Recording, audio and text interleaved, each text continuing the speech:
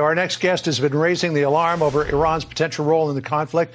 Let's bring in Adam Boehler, a former senior Trump administration official. He helped broker the historic Abraham Accords that normalized relations between Israel and several of its Arab neighbors. Adam, good to catch up with you again. It's been a while.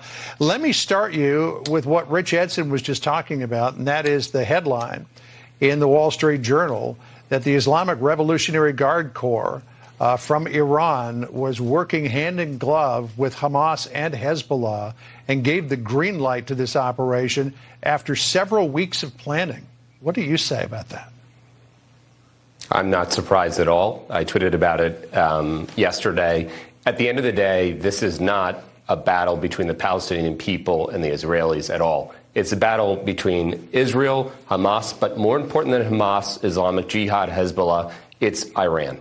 And John, you were covering, and I spoke with you the day of the Abraham Accords. The genius of the Abraham Accords and what put it together was it wasn't about the Palestinians and the Israelis. It was about Israel and other moderate nations against terrorism and against Iran. And that is exactly what's playing out here. Yeah, as you're speaking to us, Adam, we've got some live pictures near Gaza City. Looks like the Israeli Iron Dome has been activated and is knocking some rockets out of the sky.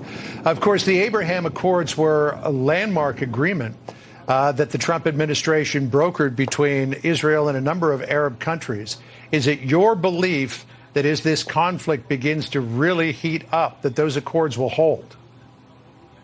I hope so. I mean, I think you have some really great friendly countries in the Emiratis, the Moroccans, others that signed the accords. I think a lot of the timing of this is related to Saudi going closer to joining the Abraham Accords and their proximity with Israel.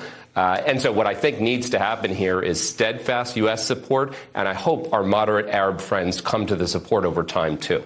So you really do believe that it was the fact that Saudi Arabia and Israel, at least according to Mohammed bin Salman and Benjamin Netanyahu, were getting closer to potential normalization of relations that was at the heart of what we're seeing going on right now? Absolutely. I think that drives timing, and I think that drives a massive amount here, because at the end of the day, that's a huge affront to Iran and what they're trying to do. So that absolutely drove the timing.